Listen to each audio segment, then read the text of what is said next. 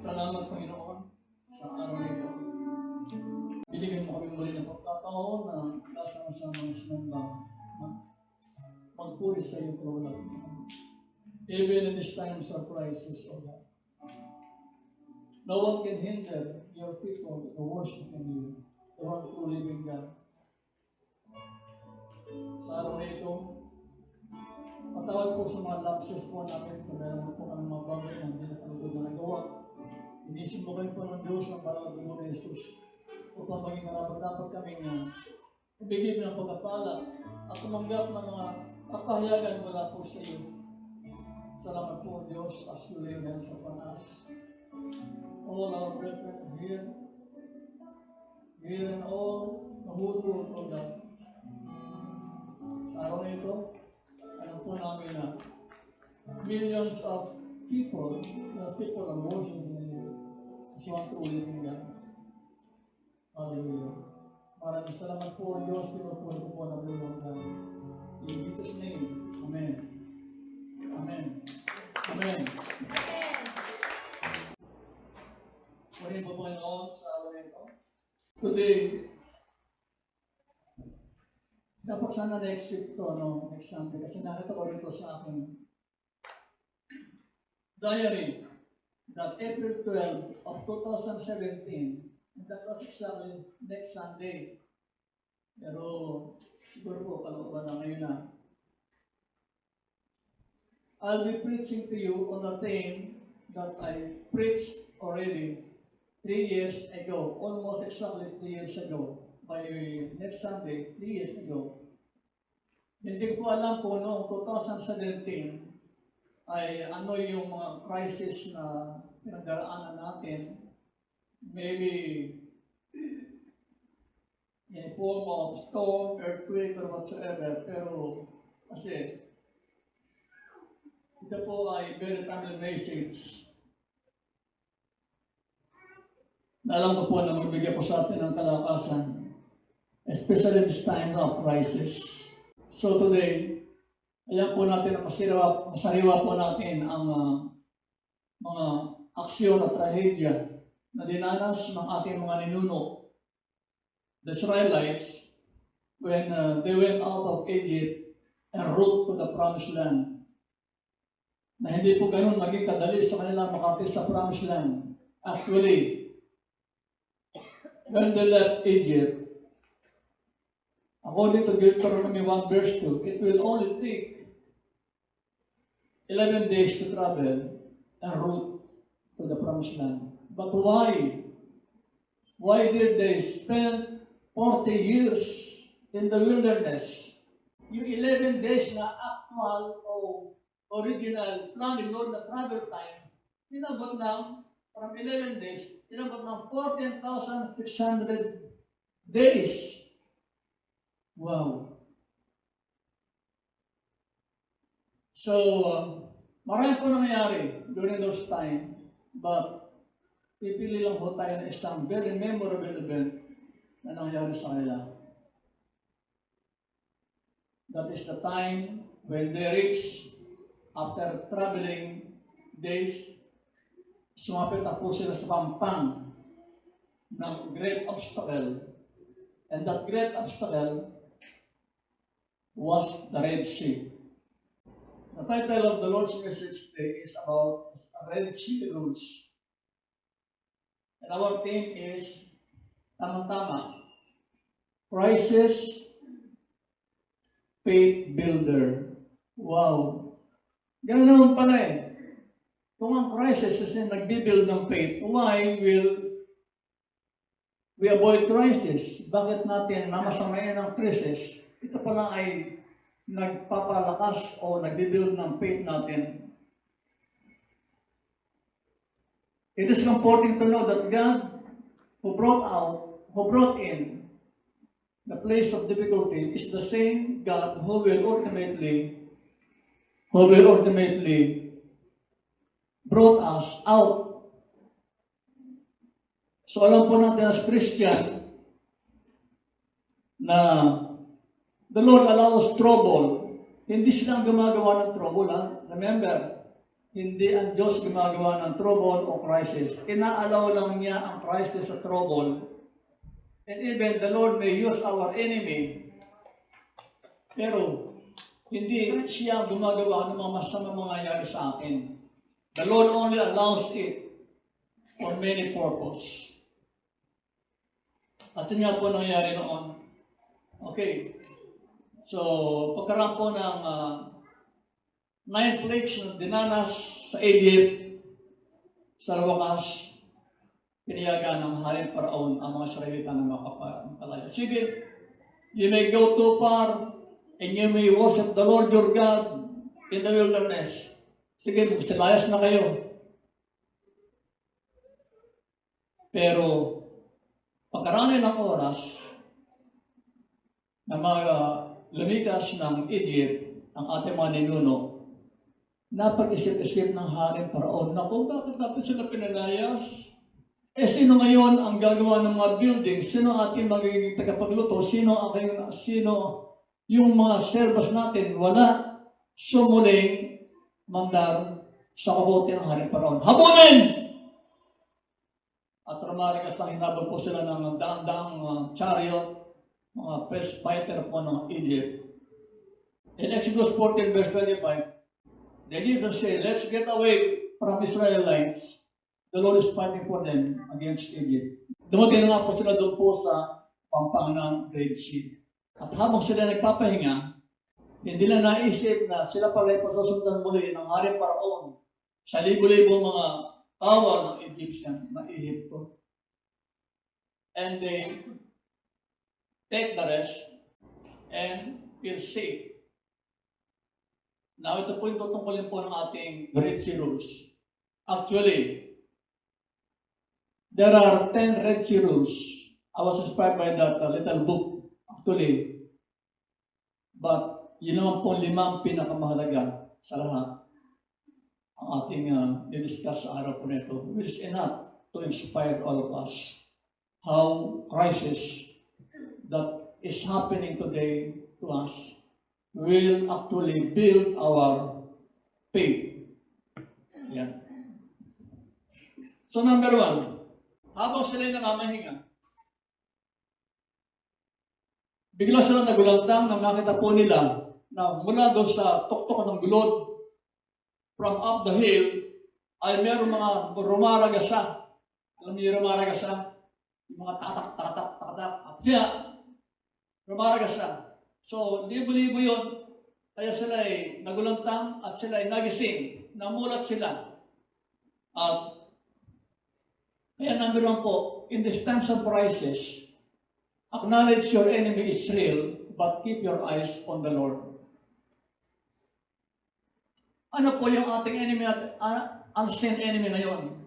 Yung sikat na sikat. Parang superstar sapagkat kilala, hindi lang sa Pilipinas, kundi sa buong mundo. C-19. C-19. I-acknowledge po natin na bagamat hindi po natin nakikita ito, virus lang ito, unseen enemy.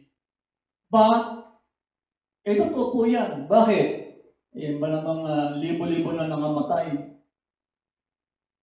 Dito sa Pilipinas, hindi natin naasahan na we're a Christian nation. Sa dami ng Kristiyano rito, ay makakapenetrate pa rin yan. Ha? May 100 na sa Pilipinas? Is that real news or fake news? Totoo yan. Okay. Imagine. So, totoo po yung kaaway po natin. Totoo yan. Noon, hindi natin pinapasin yan eh. Parating ang ating istipan yung nangyari sa Taal. Pero, no-over asikatan ng C-19 ang Taal. So, real. But keep your eyes on the Lord. Unseen din ang Lord, pero the Lord is real. Our God is real God. So, what do you mean by to acknowledge?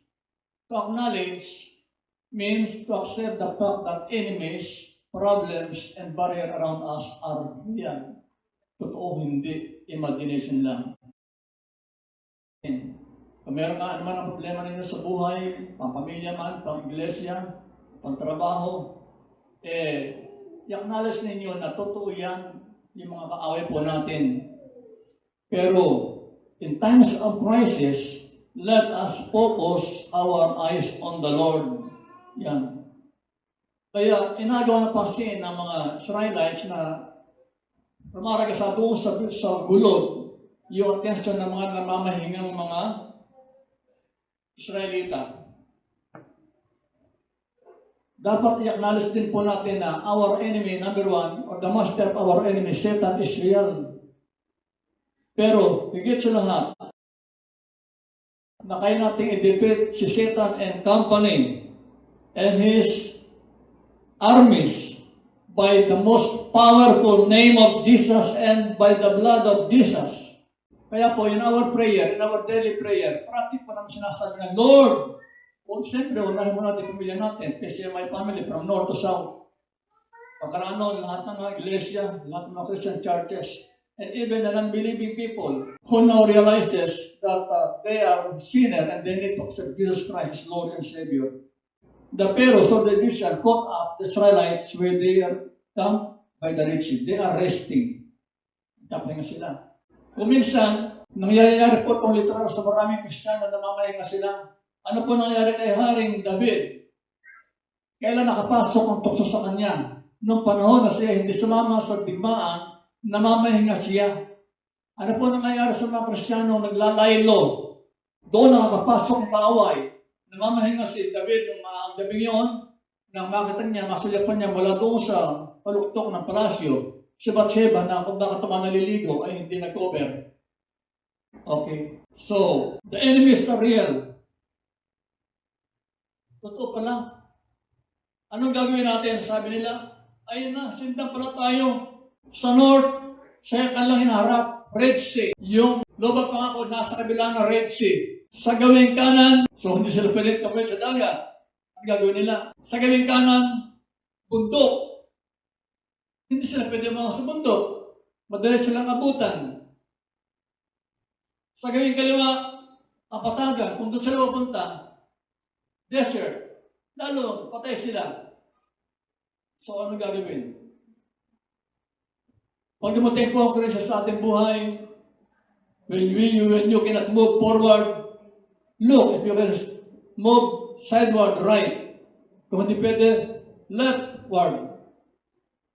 Hindi ka pwede mag-backward because yung kaaway nasa likod mo. Then what's next? It's time to look upward. And by that time, yung maraming mga complaint na ginawa nila habang naglakampi sila, Lord, yung mga complaint nila noon na, inanasan ba kami sa Egypt para kami ay dito naman matay sa ilang puro paninisi. Para maraming Kristiyano, kumisan, ang hirap pa ng maging born again, nababawasan ng mga kaibigan. Ay ba, nung kayo born again, naliyak kayo ng mga kaibigan nyo? Parang napanood ko na yan. Nung araw, pasentabi sa mga taga-Navisya niya. Nung araw before, ang tawag ni Lord, sa bakong katrabaho si Junior mga kamag-anakan, punta ng Manila. Nung patawag na kay Lord, wala ng trabaho, wala na sa bangko. Dumadalaw sa amin. So ano dapat gawin? When you cannot do anything anymore, it is only then that many Christians, many people, even non-Christians, even unbelievers, they are now crying, they are now calling the Lord, although they are calling the Lord in their own way of knowing God. So, dito po papasok po yung number 2 po natin. Number 2 rules.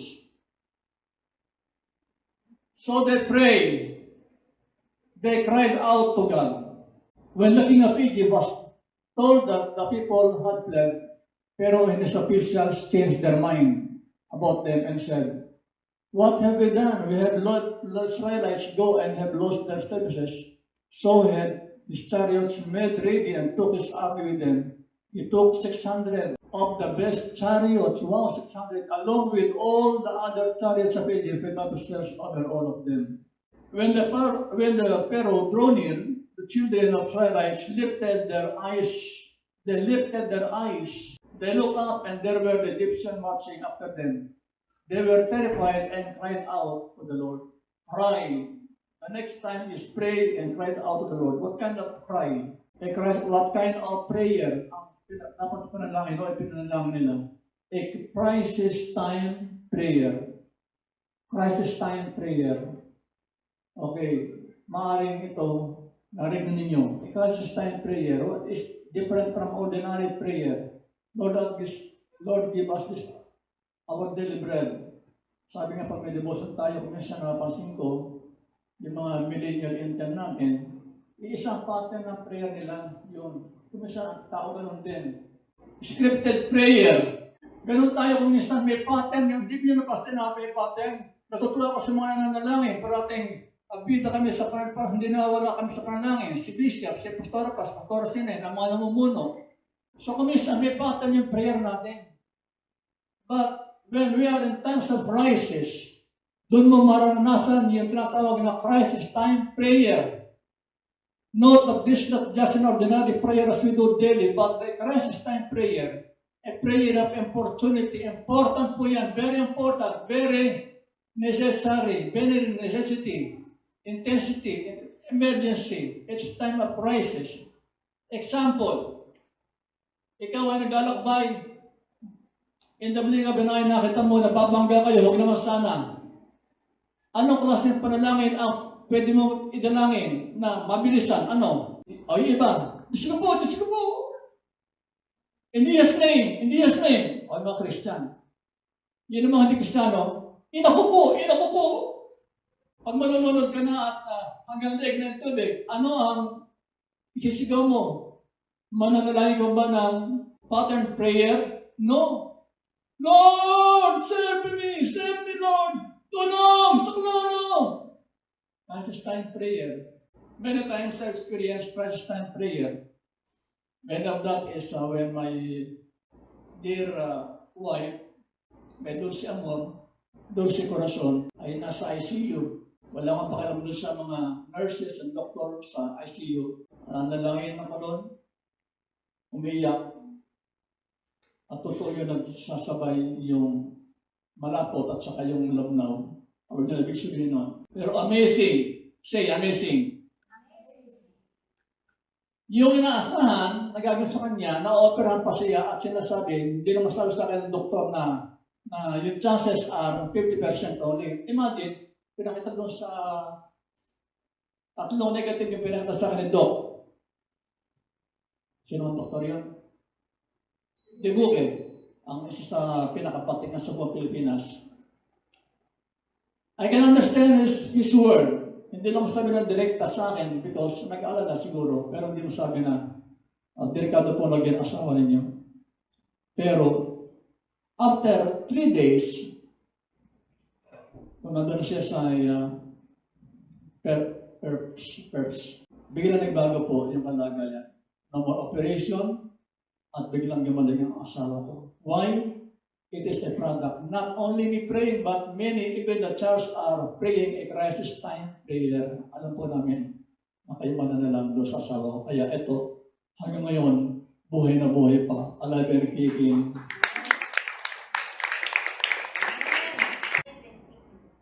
So, tayo po lahat, in this time of crisis, manalangin po tayo ng crisis time prayer. So, they cried unto the Lord! Sabi nila, ano pong gagawin namin, Moses? Manalangin ka sa Diyos, sabihin mo sa Diyos, ano gagawin natin? Ayan ang mga kaaway, itong dagat, paano tayo makakatawid, paano tayo makakalabas sa sitwasyon ito ng crisis? And number 3, so, after praying, a crisis time prayer, the next thing to do when you are in crisis, stay calm. Mamaya pa ho tayo, huwag tayo magpanik sa C19. Stay calm and confident and give God time to work. Don't panic. Don't panic. But what is and how long is God's time? Kaya ba kahaba? Ano ba yung God's time? God's time means leave room for God and wait on the Lord. Huwag ho natin bigyan ng time frame ang Diyos. Lord, bagamat ang government po natin ay nagbigay po ng temporary time frame ng quarantine after April 14. Sa US, sabi ng aking classmate, kaibigan, si Chris, 20 yata, April 20 naman yung sa kanila. Yun. Alam ng Diyos kung kailan yung perfect time na kanyang ililit ang virus na ito. Sinabi niya na kayo hinayaan ko na dumanas or mapasama sa pandemic na ito, pero alam ko yung panahon na kung kailan ko kayo dapat alisin. Huwag kayong mag-alala. Give God's time to work. Huwag tayo mag-panic. Don't panic. Don't panic. Sabihin po natin sa mga constituents po natin, don't panic. Okay. Huwag magka-panic. Naalala ko isang matandang true to life na experience ko ito. Meron po isang Christian, galing sa probinsya. And he is going to attend a seminar. Now, that seminar is very important kasi ito yung naasahan niya na magbabago ng buhay nila because it's all about investment. Ngayon, habang siya po yung mula sa probinsya, habang siya naghihintay ng bus, meron time dapat makaabot siya doon sa kanilang pumuntahan. Yung unang bus na kanilang pinara ay hindi siya hinintuan dahil sa fully loaded na yung bus. No vacancy. No vacancy. After few minutes, inip na siya. Naku, Lord, Christian dapat makaabot ako rin sa seminar. Yun ang pagkakataon ko para kayo makaahon sa buhay. Ikalawang bus, ganun pa rin. Punong-puno, standing room na, kaya hindi na siya hinintuan. Then, after few minutes, another one. Ganun pa rin. Hanggang sa ikatlo, siguro mga panahon ng uwian ng mga taga-probinsya sa Manila. Kumain nila po siya. Now, after 3 hours of waiting, hopeless na siya. Hopeless na siya. Bakit ganoon? Lord, huli na ako sa aking gagawang seminar. Napakahalaga pa naman. It is about investment. It is only later on he realizes nung siya makakuha na po ng bus na sasakyan. Pagsabi po sa banda roon, ilang bundok, kasi talagang po sila ng kabundukan. Nakita niya, yung dalawang makasunod na bus na hindi siya nasakay ay mga na-aksidente. Nagkaroon na aksidente sa kabundukan. Lalo na traffic. Noon niya naalala na may reason pala kaya hindi siya nasakay doon sa tatlong daan ng bus.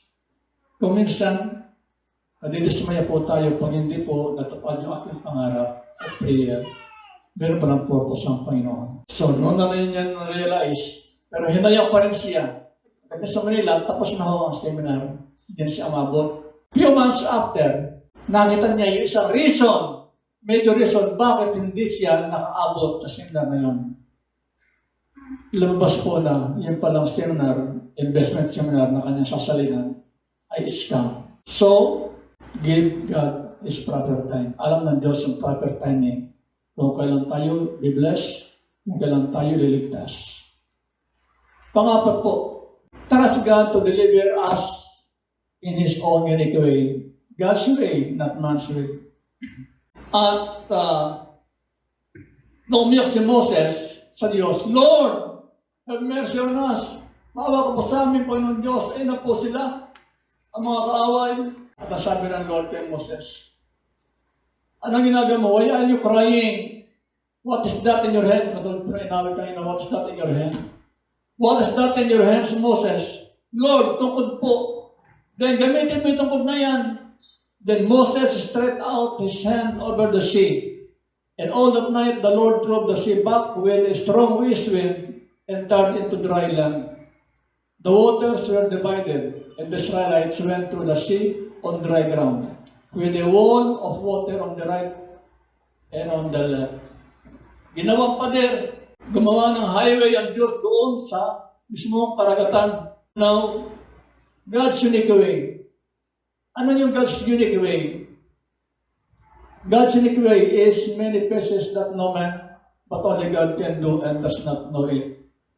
In the Red Sea, experience God's unique way is to divide the Red Sea and make highway for the people to do or travel on dry grounds.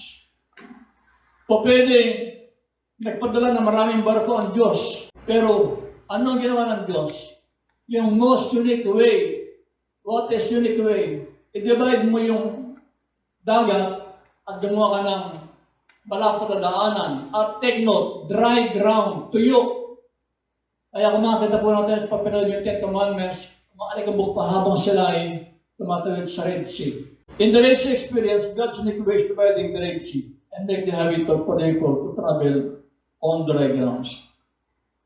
Ano man po yung Red Sea na pinagdaraanan ninyo, natin lahat, yung ba'y karamdaman, financial losses, emotional confusion or harm, marital or family problem, or business threatening, bankruptcy, or whatever, yung Red Sea na pinagdaraanan po natin. Remember that God will deliver us in His own unique way. Paano unique way? Yung kasasayan po ni Elijah and the raven. Bakit yung uwak ang nagdala ng pagkain kay Elijah? Wala na bang tao? Ang doon nga yung mensahe noon eh. Siguro wala ng tao, mahipo. Sa Facebook, siguro po ay marami na nakabasa. Nag-post po ako na isang prayer. Prayer na hipuin yung 50 pinakamayayaman sa buong Pilipinas na sa aking computation po ay inabot ng 3 trillion and many billions of wealth. At per the record, ay 10 million of the 100 million population ng Pilipinas belonging to the lower ay yung mahihirap na mahihirap. Kaya na-compete po ako. Yung sa prayer, sabi nung, sana po sila ni Lord na i-donate yung 20% ng kayamanan nila, yung 50 pinakamayaman sa Pilipinas. Alam niyo kung magkano matatanggapin ng bawat isa doon sa 10 million na mahihirap? 80,000 pesos. 80,000 pesos is enough for the poor people to start to change their lives of living, their ways of living. Marami po yung nag-share, marami po yung at siguro nakikipanalangin sila. At totoo po yung panalangin yun. Ipanalangin po natin na hipuin yung 100, hindi lang 50, kundi 100 richest men in the Philippines. Pagka ganon, walang maritirang mahirap sa Pilipinas. So, ganun po ginawa kay Elijah. Yung pagkapadala ng pagkain sa uwak, siyang kahihiyan nyo sa mga tao. Wala na bang tao? Lord, pahig na sana akong ibon. Ang gagawin ng pagkain, bakit kumasan din namin dami ng ibon? Pwedeng kalapate. Ba't naman, Panginoon, yung marumi pa? That is God's unique way. Kaya dito po sa church ninyo, sa inyong mga full-timers, sa mga pastor, mga kamagagawa, pag mayroon pa nagbigay na hindi miyembro ng church na unbeliever, uwak po yun. Pagka nagbigay yung mga kapatiran, hindi po uwak yun. Angel po yun. Sumunod. Pinadala naman ni Lord sa old widow. Di ba unique yun? Sa dami-dami ng wapa kayong kay Elijah, doon sa una sa uwak, ngayon sa old widow naman. Alam niyo ba, ang widow sa Old Testament, abang-abang ang buhay nila. Kaya sabi niya, sige po, bagamat huling saing na lang po yung bigas po namin at pagkaraan mamatay na kami sa dutong. Pero sige, sinaaman sa Jordan River, nagreklamo. Ba't naman ganon, Prophet Elijah? Wala mo mas malinis? Bakit sa Jordan? Bakit kinakailangan para gumuho ang Jericho ay umikot ng 7 times? So that's God's unique way of saving His people. Kaya huwag po natin tatanungin ang Diyos. Marami mga posting tayo na mababasa sa TV o sa FB, sa Messenger. Aba, hindi lang quarantine ang kailangan ng tao. Ang kailangan din ng tao ay kwarta din. Okay. Panghuli, panlima. View your character for the future.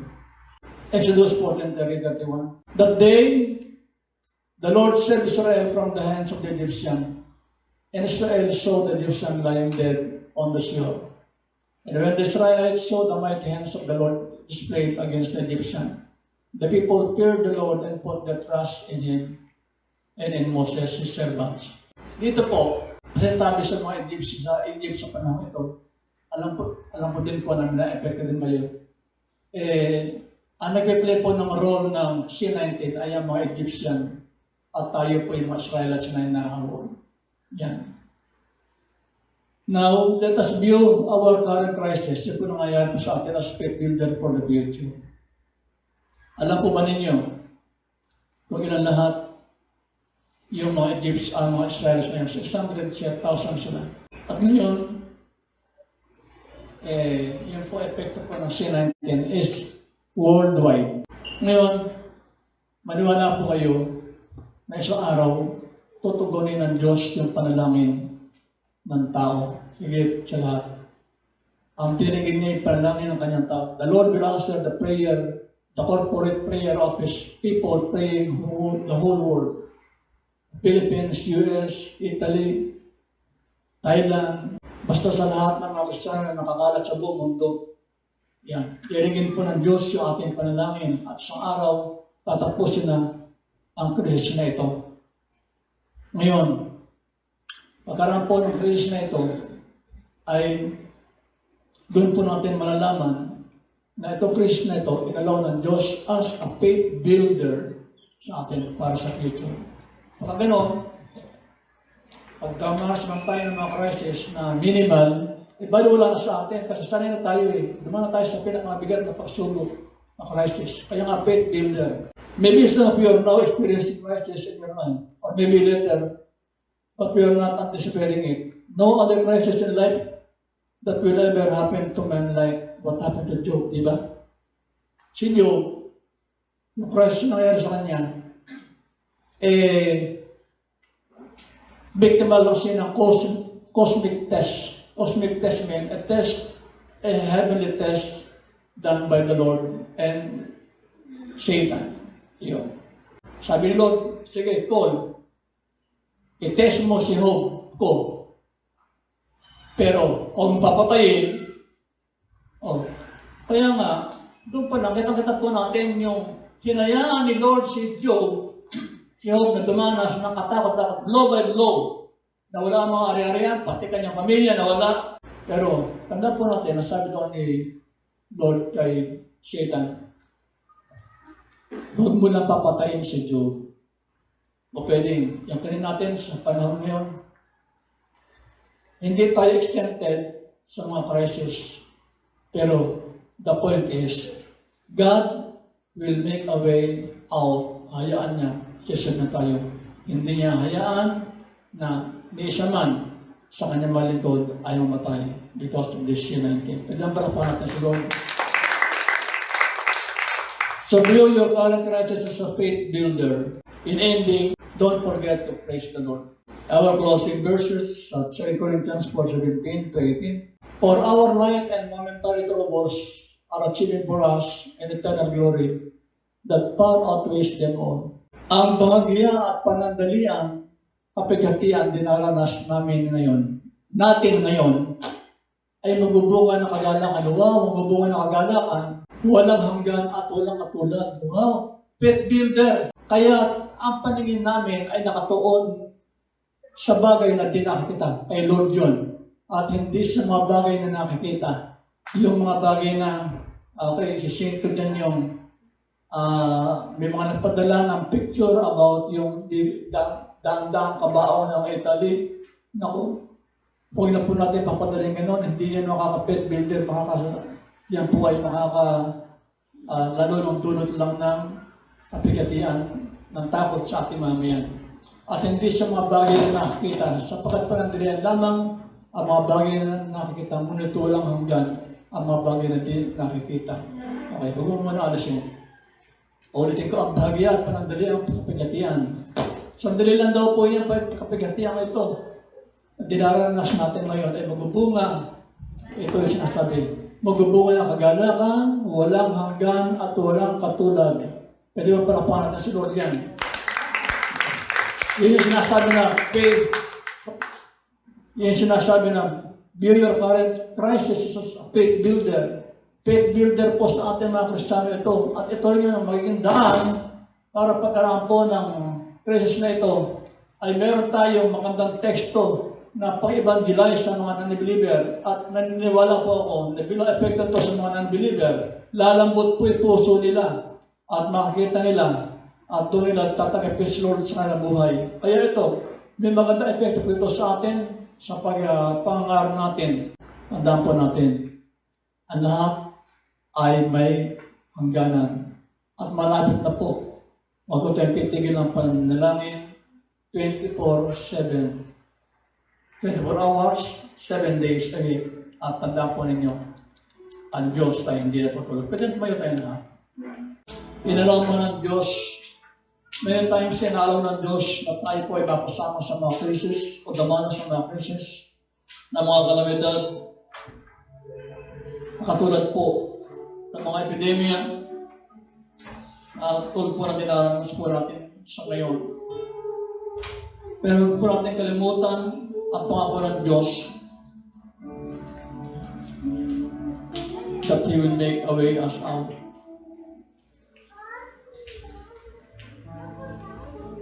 Ako po ay naniniwala, mga minamahal, na nangyaring ito sa buong mundo ay wake up call ng Diyos. Sapagkat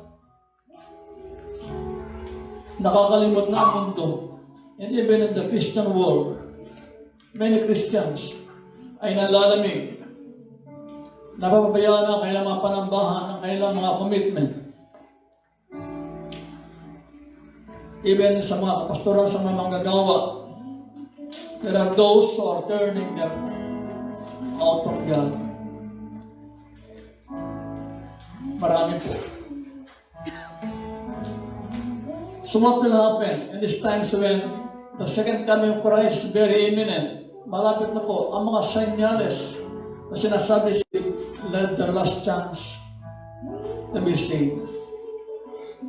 Alam po ninyo, at the time,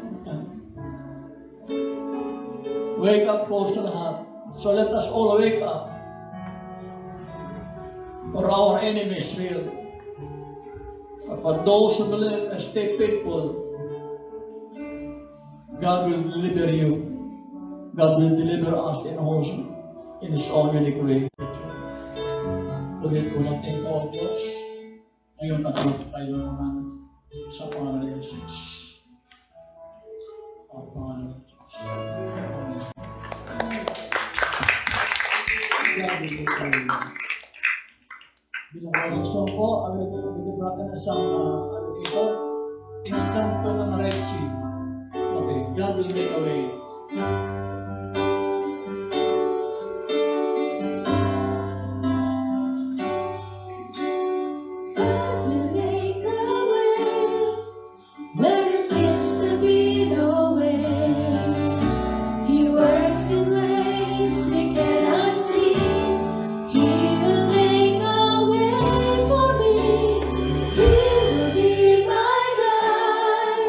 Hold me closely to His side.